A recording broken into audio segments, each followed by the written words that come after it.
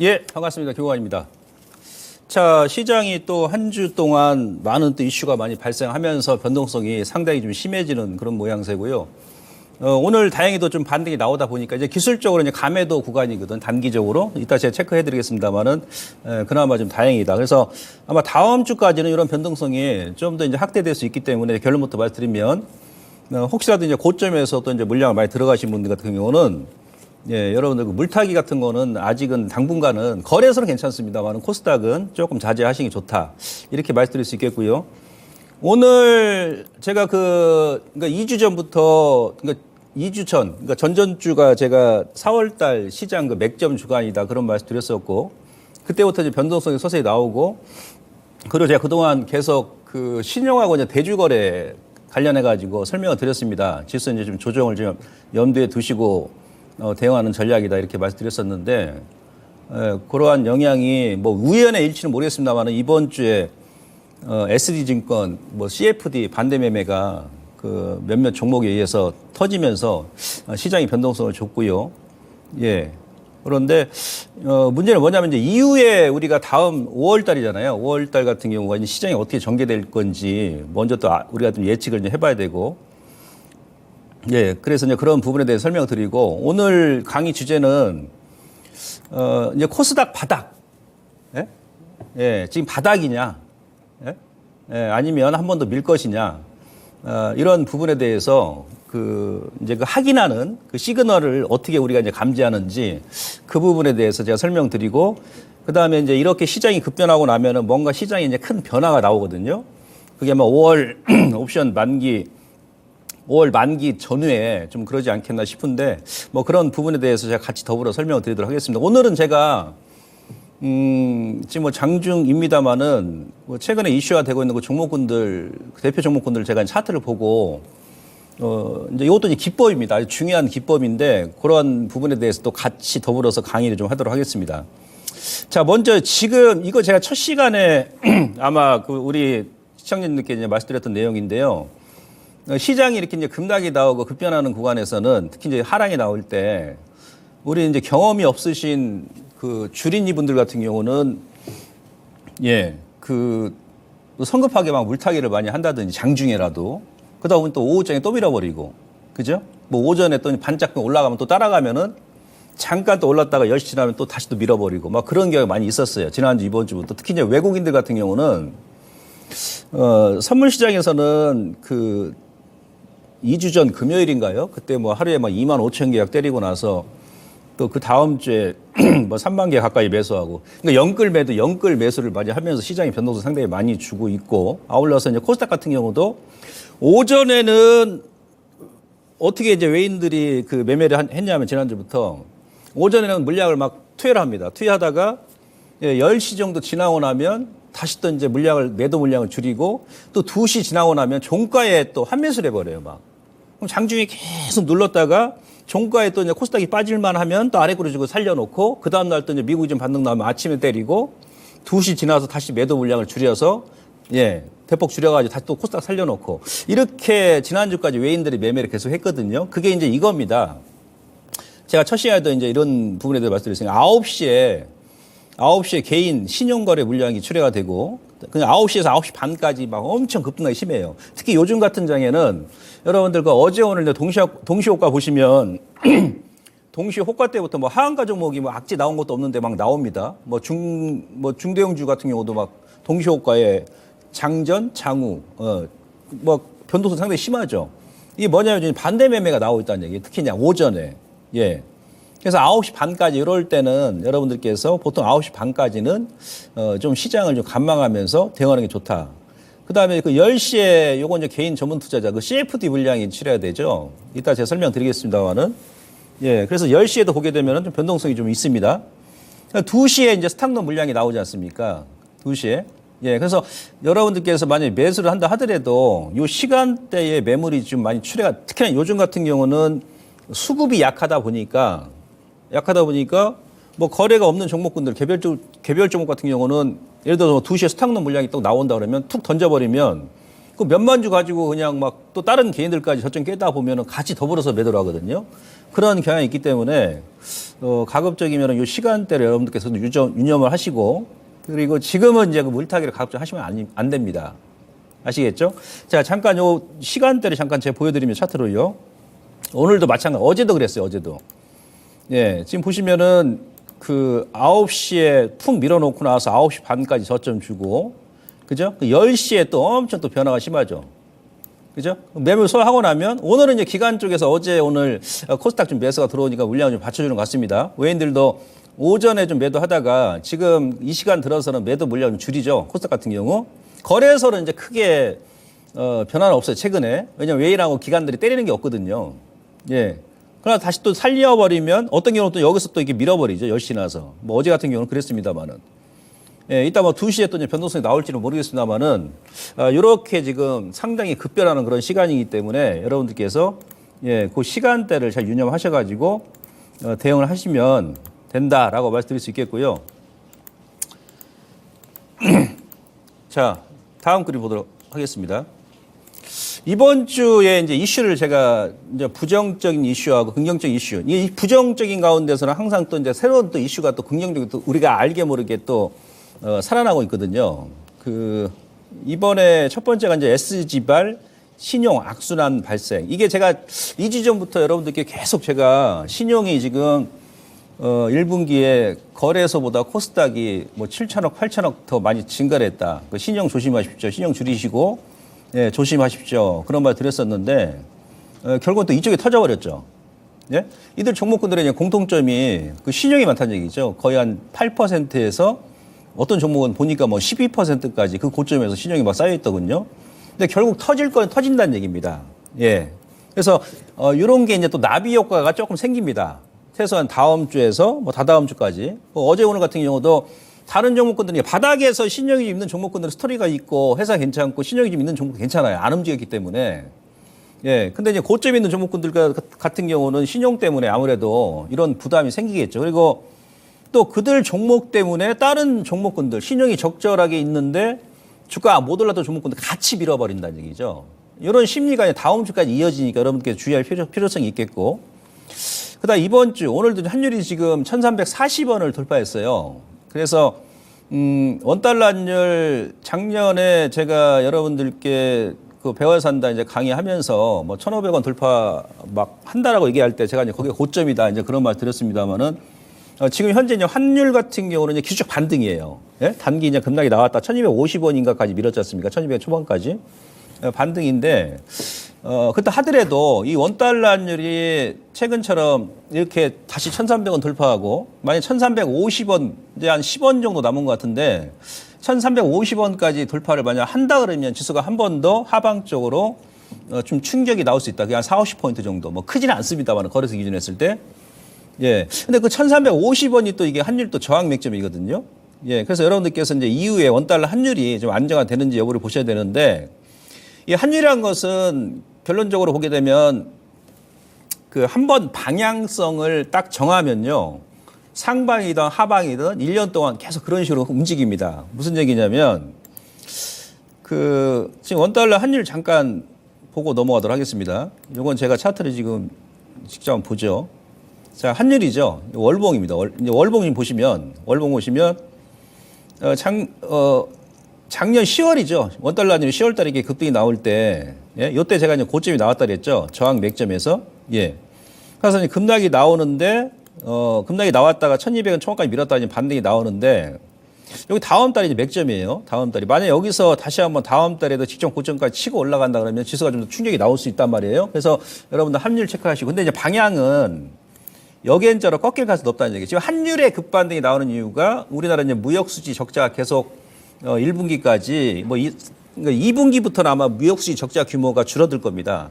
예, 그래서 저는 개인적으로 1,350원 정도 가게 되면 단기 고점이 나오지 않겠나 싶은데 어찌됐든 예, 그걸 돌파해버리면은 지수가 좀 충격이 나올 수 있기 때문에 체크를 하셔야 되고 자, 앞서 제가 이제 환율 같은 경우는 특징이 뭐냐면 한 번 이렇게 방향을 잡으면 보통 1년 동안 그렇게 흐름이 나와요. 상방이든 하방이든. 이때도 그랬죠. 이 당시도 그랬죠. 그 다음에 아래쪽으로 이렇게 방향을 잡는다 그러면 보통 또한 1년 동안은 계속 하락이 나옵니다.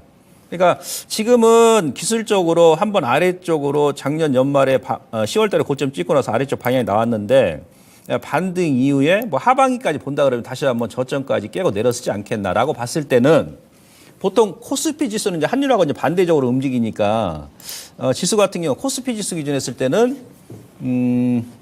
뭐 이제 하반기에 다시 또 이제 현재 구간에서 더 올라가겠죠. 저는 한 2,800, 2,900까지 본다라고 제가 그전부터 작년부터 말드렸었고요. 네, 그냥 단기적으로는 이제 환율의 흐름을 좀 보셔야 됩니다.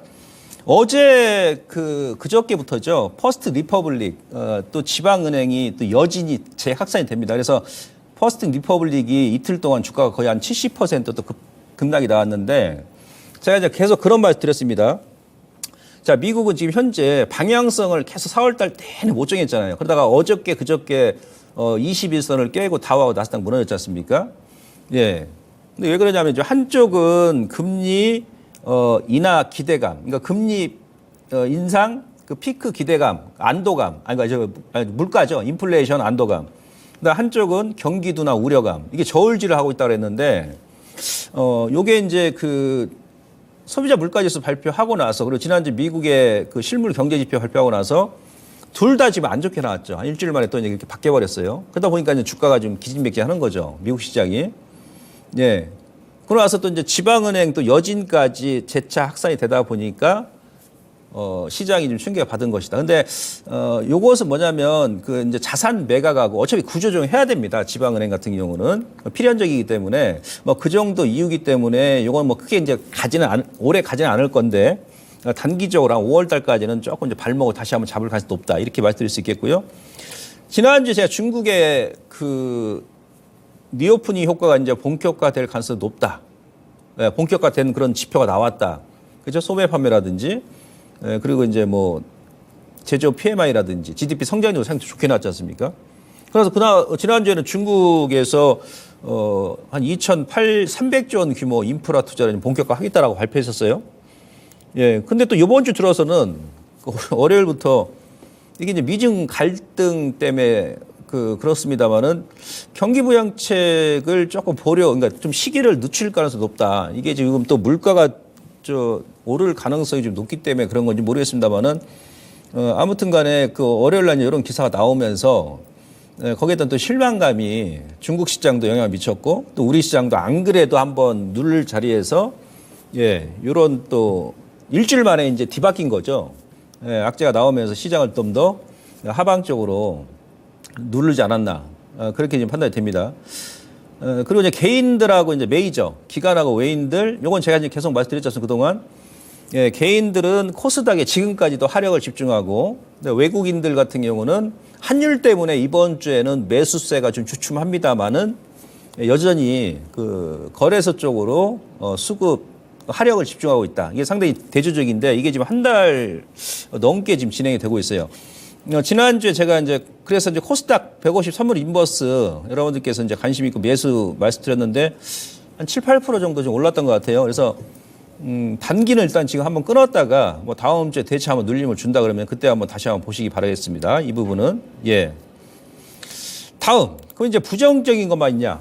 긍정적인 이슈도 있습니다. 이렇게 여러분들께서 항상 우리가 보면은 경험적으로 작년 멀리 안 가도 돼요. 작년에 보면은 9월달, 10월달 제가 이 자리에서 그 배워야 산다 강의를 했습니다. 그때 종합지수가 뭐 2,200이었죠? 예, 그 초반까지 막 급락 시켰을 때 10월달, 9월달 급락 나왔었으니까 미국 시장 많이 밀었었고, 예, 그리고 이제 12월달에도 제가 이 시간에 배워야 산다 강의하면서 그 당시에 단 한 주도 그죠? 그것도 생방송에서 전문가가 우리 그 정의원님들 아닌 시청자님들한테 단 한 주도 손절하지 마십시오. 이렇게 얘기하기가 쉽지가 않거든요. 사실 부담 가죠. 저도 사람인데.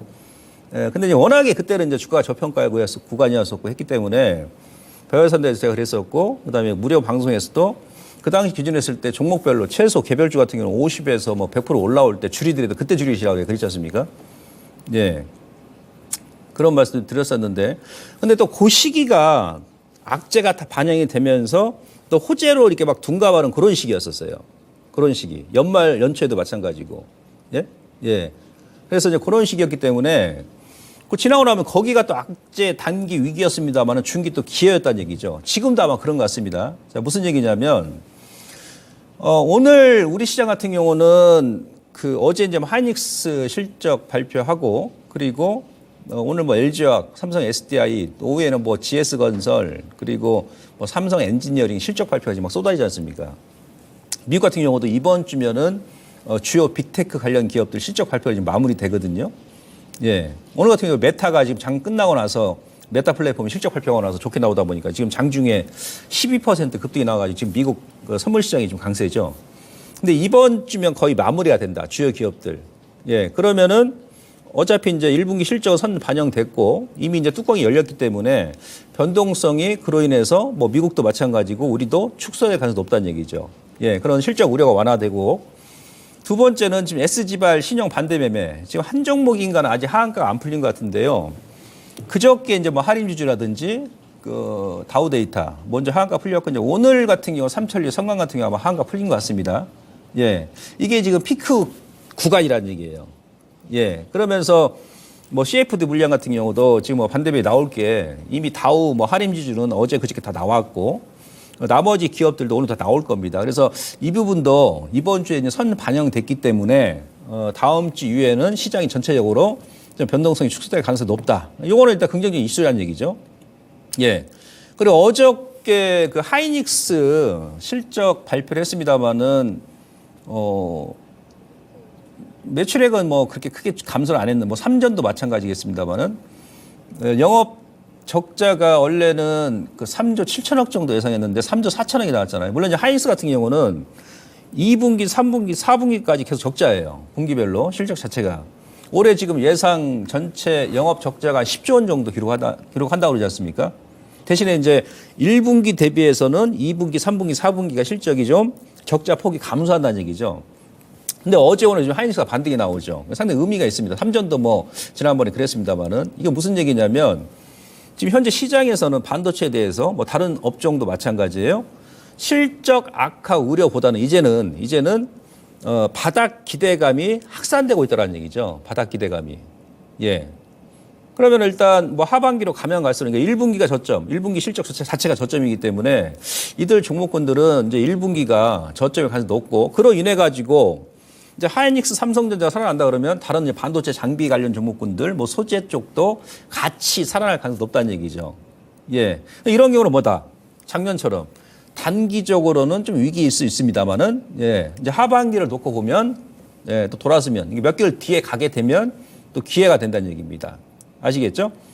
예. 그런데 이제 악성 신용하고 스탁론 물량이 지금 요거는 아마 다음 주까지는 가야 돼요. 다음 주 5월 뭐 한 첫째 주까지는 가야 됩니다. 왜냐하면 지금 이제 신용이나 스탁론 들어가신 분들도 좀 더 이제 버티시는 분도 계실 것이고 한 번 더 흔든다 그러면은 심리적으로 막 흔들리기 때문에 예, 좀 강하게 들어가신 분들은 매도를 안 할 수가 없거든요. 예, 근데 어저께하고 오늘 특히 코스닥 같은 경우는 거래소는 이제 상관이 없습니다. 거래소는 지금 매수 기회입니다. 예, 분할 매수 기회. 근데 코스닥 같은 경우는 이제 기관 쪽에서 원래 이제 들어와야 된다고 제가 그동안 계속 말씀드렸지 않습니까? 이제 기술적 61선까지 밀다 보니까 어제 오늘 기관, 특히 이제 금융투자가 들어와야 되는데, 금융투자가 이틀 동안 많이는 안 들어옵니다만은, 예, 매도만 안 해도 고마운 거죠, 지금 상황에서. 그죠? 예. 조금 수급이 개선되는 그런 기미가 보이더라. 그리고 이제 ADR, 여기 이제 등락지표인데, 요것도 상당히 이제 그 정확성이 높습니다. 예, 요게 이제 단기 감해도 구간이 있어요. 아침에 코스닥 같은 경우가 좀 밀었을 때가 ADR 지표상으로 74.5인가 나왔었거든요. 그럼 거기는 감해도 구간입니다. 100 미만이기 때문에. 뭐 거래소 같은 경우 80 초반대고. 예, 그래서 오늘 이제 기술적으로 좀 반등이 나오는 것이다. 근데 이런 부분은 예, 지금 부정적인 이슈 다음에 또 긍정적인 이슈가 같이 또 살아나고 있기 때문에 여러분들께서 예, 참고를 하시고요. 그 다음에 이 ADR 지표를 제가 이따 설명 다시 한번 드리겠습니다만은 ADR 지표 자체가 지금 70 초반까지 밀었었다는 얘기는 다른 종목군들도 그러니까 1분기에 못 올랐던 종목군들은 지수 밀면 일단 단기적으로 같이 좀 밀겠죠. 수급이 지금 약하니까. 예, 근데 그들 기업들은 조금 시간이 지나고 나면 다시 한번 급반등이 나옵니다. 그래서 그런 종목군들은 여러분들께서 뭐 크게 걱정하지 마시고 일단 홀딩을 해 나가시면 된다. 이렇게 말씀드릴 수 있겠고요. 자, 지금 삼천리라든지 요건 이제 기법이에요. 기법. 이게 상당히 중요한 기법인데 제가 나중에 이제 또 공개 방송을 통해서 오늘도 제가 이제 이 시간 끝나면 3시 40분에 또 공개 방송 할 겁니다. 거기서 또 이제 뭐 또 말씀드리겠습니다만은 요건 제가 2주 전인가요? 그 급등주를 바라보는 대중들의 심리. 그러면 제가 이제 막 구글 그 트렌드 검색어 입력해가지고 무슨 종목, 삼성전자 이런 식으로 제가 같이 한번 보여드린 게 있습니다. 이게 사도 되나요 패턴이죠. 요번에 그 삼성전자, 삼천리, 그다음에 다우데이터 같은 경우는 제 기억에요. 하림지도 마찬가지고 개인 투자분들이 많이 들어갔어요. 그게 1월 달부터 고점에서. 예. 그죠? 예. 사도 되나요 패턴이었죠. 그들 종목군들이. 예, 그러고 나서 이제 뭐 신용 들어가고 개인들 막 들어가고 나서 거기서 이제 급나가는 그런 변동성이 나오는데 항상 이제 여러분들께서 급등주는 그래서 조심하셔야 되고 근데 급등주는 어디가 고점이고 어디가 저점인지 이게 상당히 중요하지 않습니까? 여러분들께서 이제 요것만 아셔도 좀 단기적으로 치고받고 가는 종목군들 괜찮습니다. 예? 일봉 보고 이제 뭐 분봉고 합니까? 근데 이제 좀 중장기적으로 끌고 가는 종목군들은 여러분들께서 필히 월봉 차트를 보셔야 돼요. 월봉을 보시고 이 추세를 보시고 이 그림은 이제 일반 차트를 보지 마시고 여러분들 그 증권사 HTS 보시면 로그 차트 기능이 있습니다. 로그로 보시는 거예요. 로그 차트라는 것은 중장기적으로 저점과 고점을 잡는데 상당히 유용한 도구예요. 그렇게 쓰이는 도구거든요. 거의 뭐 한치 오차가 없습니다. 경험적으로 봤을 때. 자, 그림 보시면 이게 이제 다우데이터 이게 월봉 차트입니다. 월봉 차트. 예? 예. 어제 오늘 여러분들 그 증권사 일반 그 언론 기사 보시면은 이번에 SG증권발 급락주들의 공통점이 있다 그러죠. 예? 예. 근데 언론에는 보통 그 신용이 많고 10% 이상 되는 종목이었고 그리고 유통 물량이 크지가 않아요. 그래야 또 세력들이 또 이제 주가 관리하기 편하니까 좋으니까 신용으로 막 그다음에 또 이들 기업들은 원래 기업이 나쁜 기업들이 아닙니다. 어찌 보면 또 자산주기도 하고 뭐 시식도 나오는 기업들이고 그러다 보니까 또 신용이 풀로 가능하죠. 그래야 또 주가를 올릴 수 있으니까. 예. 근데 제가 보는 이들 종목군들의 공통점은 뭐냐면 기초 공통점은 다 이겁니다. 무슨 얘기냐? 다우데이터 같은 경우도 여기가 이제 1998년도 IMF 때죠. 여기서 이제 고점 만들고요.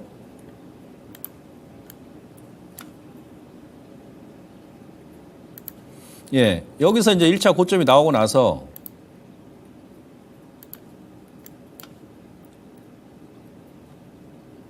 그 다음에 여기서 이제 고점이 나오죠. 예, 이렇게 이제 고점을 만듭니다. 이런 식으로. 이번에 고점이 어디였냐면 이게 이제 23년이죠. 뭐 2000년도 초반이 저점이다 그러면. 예? 23년 고점이었어요. 그러니까 23년 고점은 이게 엄청 강한 저항선이거든요. 이 차트를 월봉에서 이제 외인이나 기관들 다 보고 있다는 얘기죠. 예? 딱 여기서 얻어맞은 겁니다. 예. 그래서 지금 원위치 해버린 거예요. 원위치. 3, 4일 만에. 오른쪽 보시면 하림디지 같은 게 마찬가지죠. 예. 요게 여기서 추세 만들고 1차 고점 만들고 예. 여기서 이제 고점 나오고 여기 저점, 여기 저점. 이것도 어찌 보면 그 이태리 장인 패턴이죠. 예? 예. 그래서 아마 결국은 그러니까 현재 요 자리에서는 아마 이들 종목들도 지지를 할 겁니다. 예? 거래 터지고 이제 반대면에 나왔기 때문에. 예. 요게 바로 이제 노구 차트의 기능이에요. 그러니까 중장기적으로 주가의 저점과 고점을 정확하게 잡을 수 있는 가장 유용한 도구가 바로 로고 차트입니다. 이 부분을 보시면 되고 그 다음 그림 한번 보시죠. 자, 삼천리 같은 경우도 마찬가지예요. 삼천리도.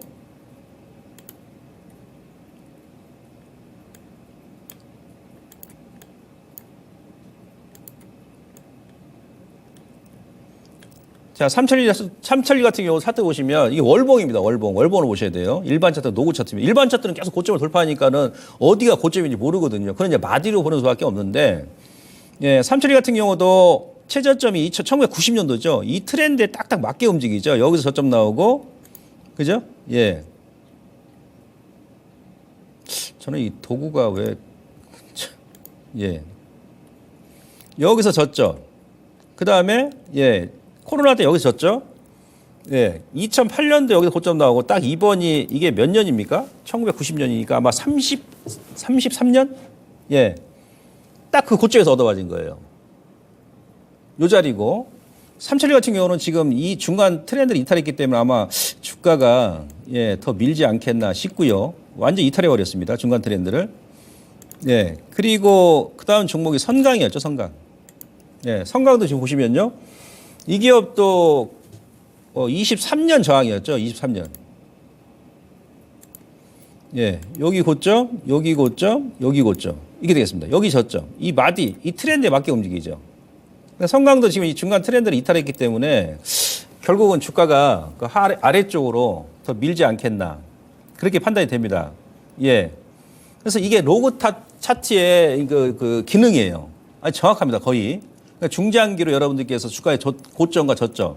왜냐하면 제가 경험적으로 봤을 때 그 아무리 좋은 기업도 아무리 호재가 많은 기업도 보통 한 10년에서 한 20, 30년 그 장기 저항선에 오게 되면 거의 확률적으로 한 95% 이상은 다 얻어맞습니다.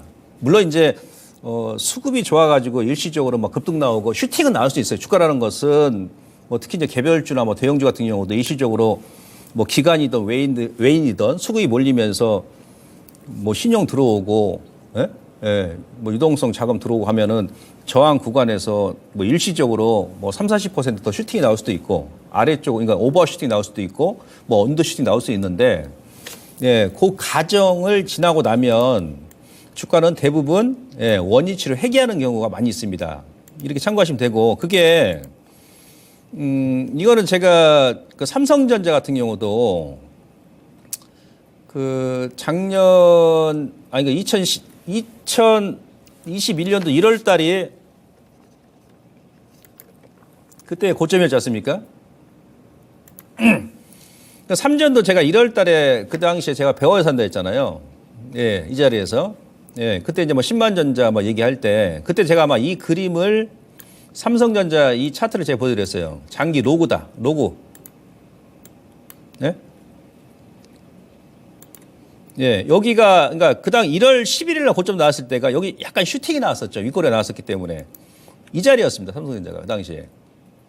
여기 고점 얻어맞고, 예, 여기서 고점 맞고. 그 작년 2021년도 1월 달이 고점이었거든요. 거기서 정확하게 얻어맞고.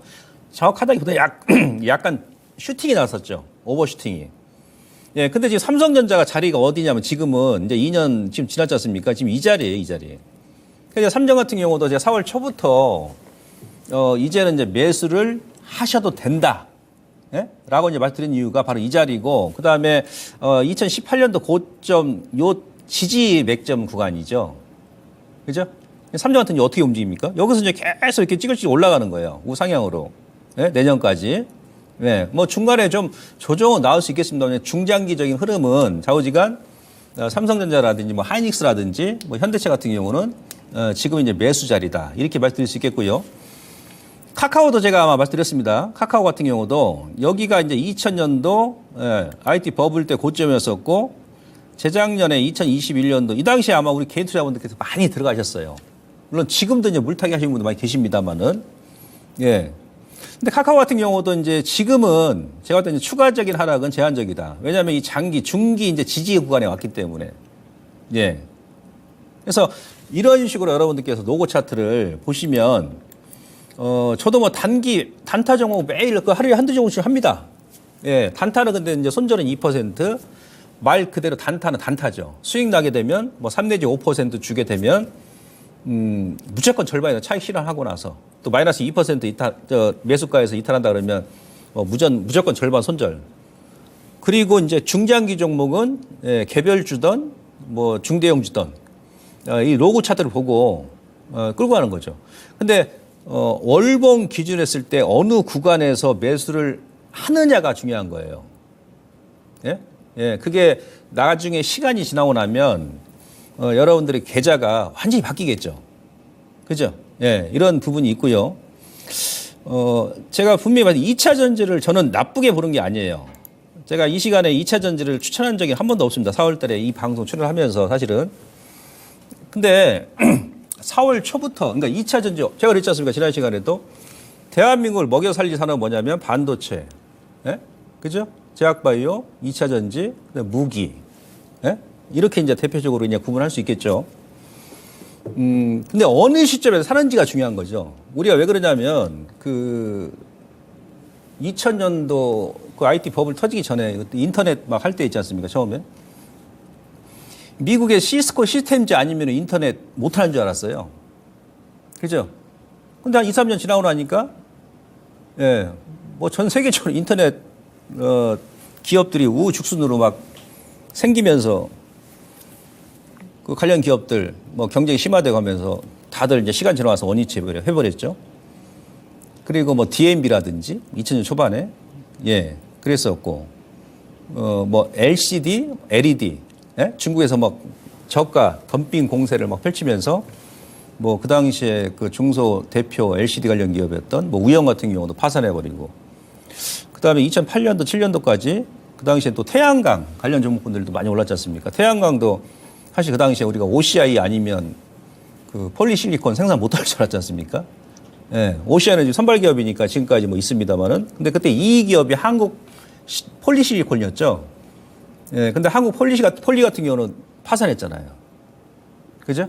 예, 몇 년 있다 이제 경쟁이 막 출회하면서 다 그래 왔다는 얘기죠. 그런 식으로. 뭐 스마트폰 같은 경우는 이제 워낙에 이제 애플하고 뭐 삼성이 이제 독보적이다 보니까 뭐 LG전자 같은 경우 결국 이제 뭐 포기를 했습니다만 작년에. 근데 그러더란 얘기, 산업에. 시간이 좀 지나고 나면은 경기형 기업들이 막 생기면서, 예, 처음에는 이제 뭐 관련 기업들이 주가 급등이 나왔다가 다들 원위치하는 경우가 많이 있다. 이 금양. 그래서 이제 요 2차 전지가 중장기적으로는 눌림 주고 다시 가는데, 이번 기회를 빌미로 해가지고 이따 제가 말씀드리겠습니다만은 뭔가 이제 옥석 가리기가 철저하게 진행이 될 것이다. 예.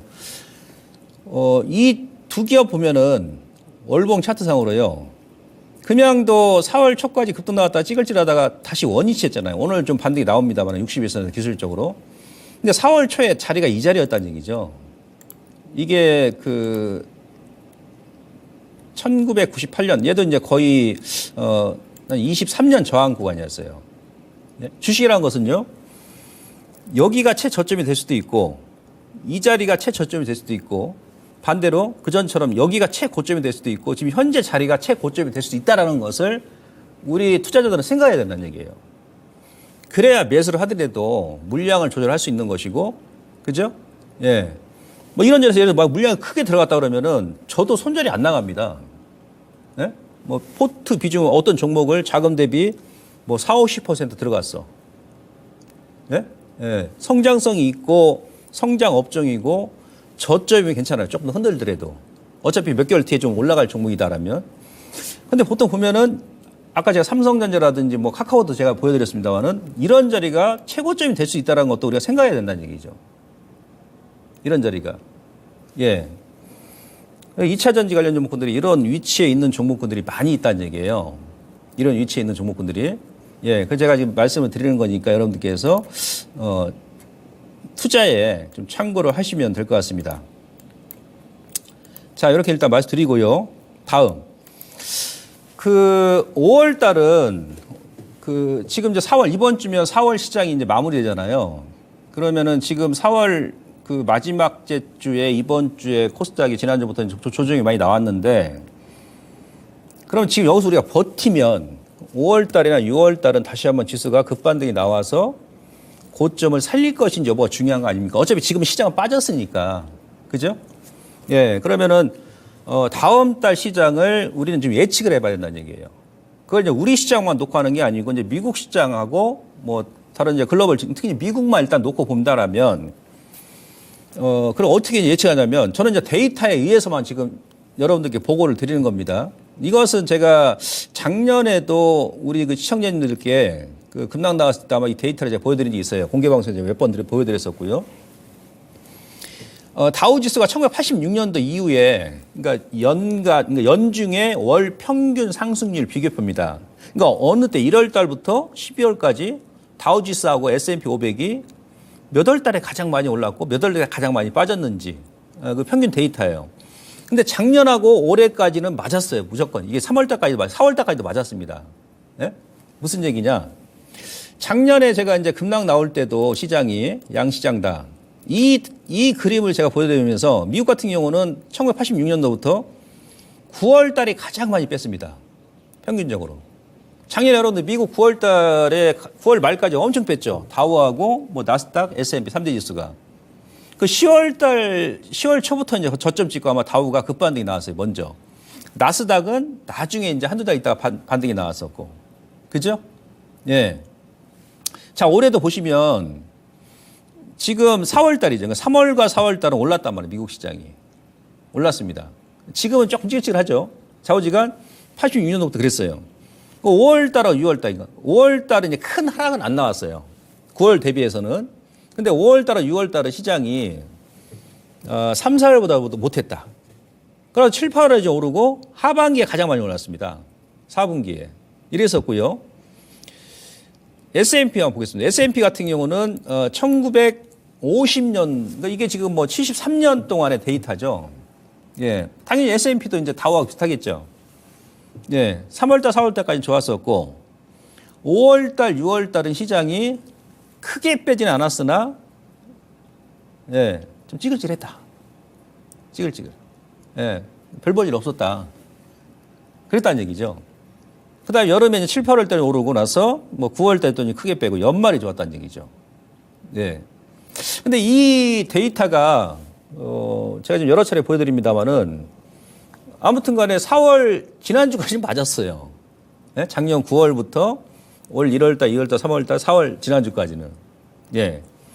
근데 5월 달 보게 되면 또 여러분들 이제 미국의 또 이제 부채 한도 협상 또 얘기가 대두가 될 수도 있고 뭐 여러 가지 뭐 다음 주에 제가 이제 그 이슈에 대해서 설명드리겠습니다만은 네, 5월 달도 약간 미국 시장이 예, 그다지 강하지는 않을 것이다. 예. 이런 결론이 나오겠죠. 그러면은 지금 우리 시장 코스닥 같은 경우도 일단 이제 하락 나오고 나서 오늘 이제 반등이 나오는 있습니다만은 예, 여기서 이제 추가적인 하락이 안 나오고 뭐 개걸음 뭐 지지해주면서 좀 박스권 행보만 해줘도 일단 다행인데 그래서 아직은 우리가 저점이다라고 예단을 하면 안 된다. 여러 가지 지표는 이제 시그널 지표를 보여드리겠습니다만은 그렇게 먼저 말씀드릴 수 있겠고요. 그다음에 아까 이제 ADR, 요 ADR 등락 지수가 지금 오전까지 거래소 기준으로 했을 때 거의 85까지인가 아마 내려왔습니다. 그죠? 원래 100 이상이면 감매수 구간. 그다음 100 미만, 특히 이제 80 초반 정도 오게 되면은 그 저점이거든요. 네. 작년부터 막 그렇게 해왔어요. 1년 동안. 꼭 ADR 지표가 저점이었을 때 지수가 저점이었다. 이제 이건 무슨 얘기냐면 거래소 같은 경우는 이번에 오른 게 없잖아요. 크게. 그죠? 종목도 그렇고 대형주도 뭐 그렇고 소형주도 마찬가지고. 그러니까 이번에 조금 지금 눌림을 준다 하더라도 그 1분기 때 못 올랐던 종목군들은 1분기 지금 실적 대고 이제 발표를 하기 때문에 그들 기업들은 여러분들께서 그대로 가져가도 되고요. 아니면 좀 여유가 있으시다 그러면 이런 구간에서는 좀 눌러준다 그러면 변동폭을 뭐 상한 50포인트 정도 두시고 여러분들께서 이제 접근하시면 된다 이렇게 말씀드릴 수 있겠고요. 다음 코스닥 ADR도 마찬가지예요. ADR 같은 경우도 물론 요건 2차 전지가 막 주도를 하는데 지금 2차 전지 같은 경우도 일단 1차적으로는 주도 업종이고 뭐 주도 종목군들 이기 때문에 현재 구간에서 일단 1차적인 하방 경직은 확보를 할 겁니다. 근데 뭐 3월 달처럼 주가 다시 한번 급등나고 막 그러지 않을 거예요. 그리고 서두에 제가 말씀드렸습니다만 이제부터는 옥석 가리기가 철저하게 이제 펼쳐질 겁니다. 그래서 2차 전지 관련 종목군들도 여러분들께서 이제 그 무늬만 2차 전지인 관련 종목군들 들어가시면 낭패를 볼 수 있다라고 제가 말씀드리고요. 그다음 이제 ADR 지표 자체가 코스닥 같은 경우도 지금 80 미만까지 밀었기 때문에 물론 더 밀 수도 있겠죠. 한 번 더 흔든다 그러면 다음 주에. 예, 근데 현재 구간부터는 감매도 구간이 접어들고 있기 때문에 다른 업종들 있잖아요. 그래서 반도체라든지 뭐 제약바이오라든지 예, 그다음에 기타 등등 뭐 경기 민감, 뭐 기계, 건설, 장비 이들 기업들도 이제 1분기 실적 발표하고 나서 뭐 하반기에 좀 실적이 좋아진다든지 아니면 1분기보다 실적이 더 이상 나빠질 게 없다라는 그런 기업들은 여러분들께서 일부 뭐 분할 매수 추가라든지 아니면 그냥 홀딩에 나가시면 된다는 얘기예요. 이 업종별 이렇게 이제 시장이 급변하고 나면 서두에도 제가 말씀드렸습니다만은 그 뭔가 이제 시장에 큰 판이 변화가 생깁니다. 큰 판이 이게 무슨 얘기냐? 잠깐 이 수급을 먼저 보여드리죠.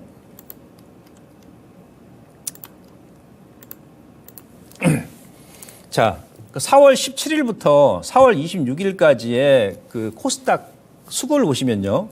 수급 보시면 개인 투자자분들께서 거의 2천억을 매수했어요. 오늘도 지금 매수를 좀 하시는 것 같은데, 그러니까 이게 지금 기간이 지금 내일까지 일단 2주거든요. 이거 어제까지예요. 2주가 채 안 되는데 7거래일 동안 2조 원을 매수했습니다.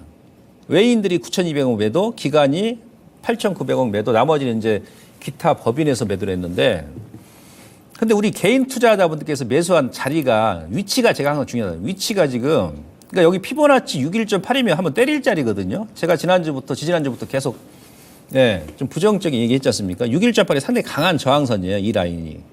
근데 여기서, 이 고점에서 지금까지, 어제까지 2조 원을 매수했단 말이에요. 그럼 여기 개인 투자분들께서 2조 원을 매수했는데 이걸 알고 있는 기관하고 외인들이 바로 보내겠습니까? 돌파를 시키겠습니까? 그렇지 않겠죠. 아니면 한 번 더 여기서 더 이상 안 뺀다 그러면 지금 오늘 같은 경우는 피보나치 38.2이기 때문에 이제 반등이 나오는 거 기술적으로 여기서 지루하게 횡보를 시킬 수 있다는 얘기예요. 예. 그러면 이제 뭐 신용이라든지 급하게 들어가신 분들은 못 버팁니다. 예. 또 횡보를 시키고 아니면 그래야 또 이제 악성 매물이 더 출회가 되니까. 예? 안 그러면은 뭐 내일이라도, 예? 아니 다음 주라도 외국이나 기관들이 이걸 알면서 개인하고 개인들 물량을 다 흡수를 하면서 돌파를 뭐 시킨다든지. 근데 지금 현재 상황 봐서는 그럴 일은 없다는 얘기예요. 그죠? 예. 그래서 여러분들께서 좀 조절하시라고 제가 이제 말씀드리는 거고요.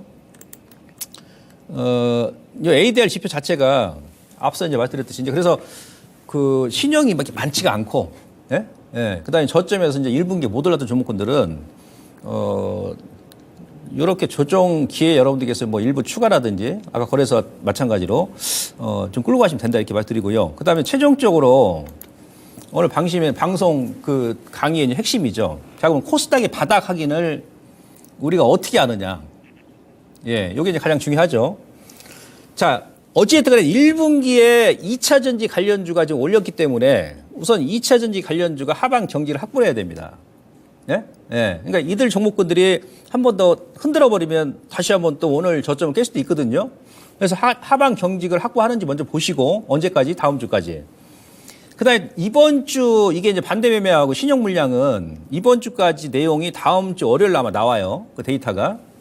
네, 반대 매매가 증가를 했는지 보셔야 돼요. 그리고 신용 물량이 많이 감소해. 특히 코스닥. 거래소는 괜찮아요.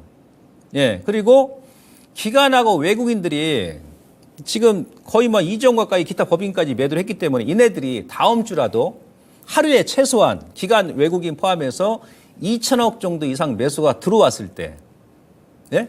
예, 이 조건이 형성이 됐을 때 일단 코스닥이 이제 단기 바닥이 나오는 거예요.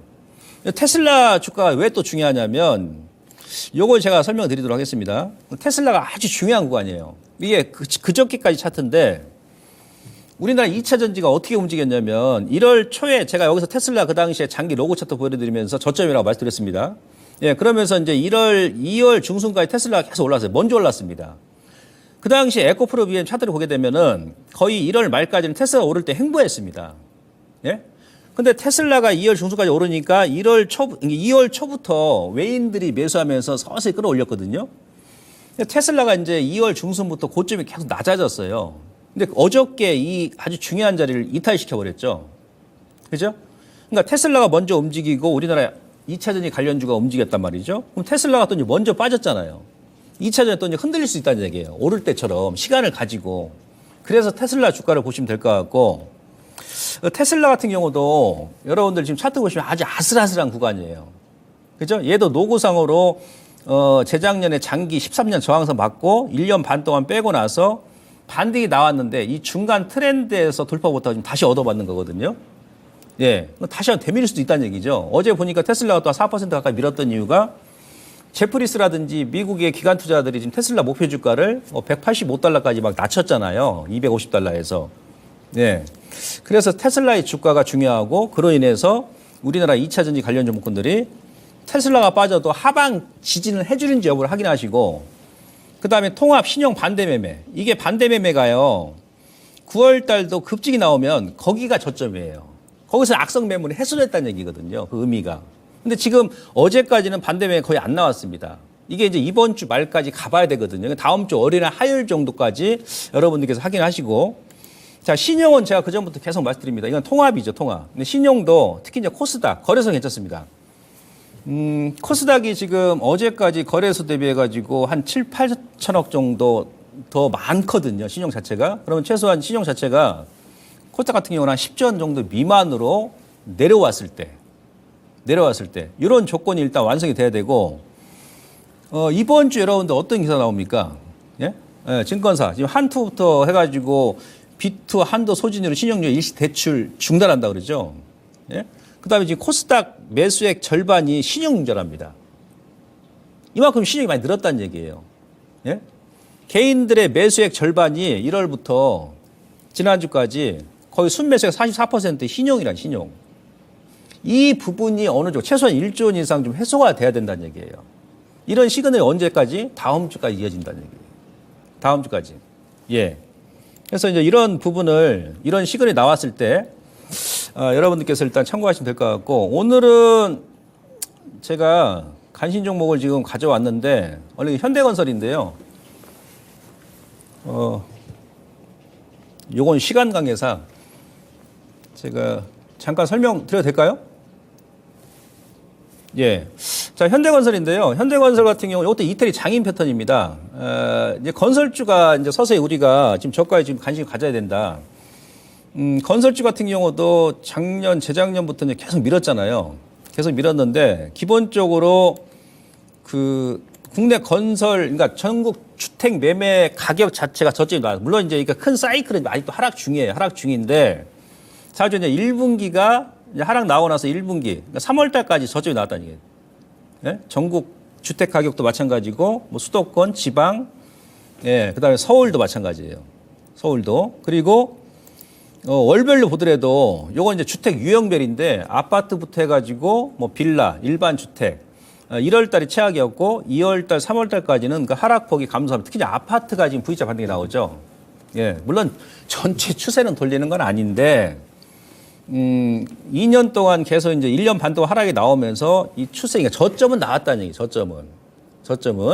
건설주 얘기하는 겁니다, 건설주. 예. 그래서, 현대건설을 여러분께서 보시는데, 이것도 일단, 기본적으로 1분기 실적이 좋게 나왔죠. 왜 좋게, 이게 이제 의미가 있는 것이 뭐냐면, 그동안 원자재가 막 급등이 났었잖아요. 코로나 시대 때. 올 1월 초까지만 하더라도, 유가도 마찬가지고. 그럼에도 불구하고 1분기 실적이 상당히 좋게 나왔거든요. 예, 원가율 상승 압박에도 불구하고. 근데 이제 하반기 가게 되면 지금 리튬 가격도 많이 빠지고 이제 원자재가 많이 빠졌지 않습니까? 유연탄도 마찬가지고. 그러면 당연히 이제 건설 관련 기업들 같은 경우도 실적이 상반기보다 많이 개선될 가능성이 높다는 얘기죠. 그리고 이제, 하반기에 가게 되면 이 기업 같은 경우는 그 해외 수주 모멘텀이 많이 지금 대기하고 있습니다. 뭐 네옴시티부터 해가지고 뭐 카타르 LNG부터 해가지고 그 다음에 뭐 인도네시아 뭐 수도 이전부터 해서 예. 그래서 현대건설 같은 경우도, 이제 올해 영업이익 자체가 연기해 줬을 때 작년보다 많이 좋아지죠. 예. 그 다음에 내년도 마찬가지고, 내후년도 마찬가지예요. 그죠? 돈은 아래에서 위쪽으로 흐른다. 그래서, 기술적으로도 지금 현재 구간이 저점 바닥 구간이고, 잠깐 차트 보도록 하겠습니다. 예. 이거 차트 보시면은, 약간 중기적인 관점에서 보시면 돼요. 그죠? 예, 월봉 보시면은, 라운드형 중기 쌍바닥이죠. 그러니까 이번 달에 뭐 거래도 없습니다. 예? 예. 그래서 아마 이 저점은 크게 이탈하지 않을 것이다. 그래서, 지난주에 두산 에너빌리티가 이번 주에 어제 오늘 좀 밀었는데, 개인적으로는 다시 또 저점 구간이고, 그 다음에 뭐 현대로템 같은 경우는 단기 급등이 나왔습니다만은 이후에 눌림 줄 때 여러분들께서 지속적으로 좀 관심 가져도 되고요. 현대건설은 이건 단기는 37,000원 정도 여러분들께서 일단 손절을 보시면 되고 그 라인을 크게 안 깬다 그러면 조금 여유 있게 하시면 좋아요. 지금 거래소가 이제 지금은 좀 찌글찌글한 것 같습니다만은 하반기 가면 제가 지금 이들 종목군들 얘기하는 이유가 그때 가면 조금 여러분들께서 아마 좀 이해를 할 겁니다. 그래서 좀 편하게 시장도 급등이 심하니까 우선은 좀 그렇게 보시는 게 좋을 것 같아가지고 조금 답답합니다만은 제가 좀 무거운 종목을 요즘에 가져오니까 여러분들께서 그 이해하시고요. 이제 관심 있게 한번 좀 보자 이렇게 말씀드리면서 오늘 강의 마무리하고요. 전 다음 주에 다시 찾아뵙도록 하겠습니다. 고맙습니다.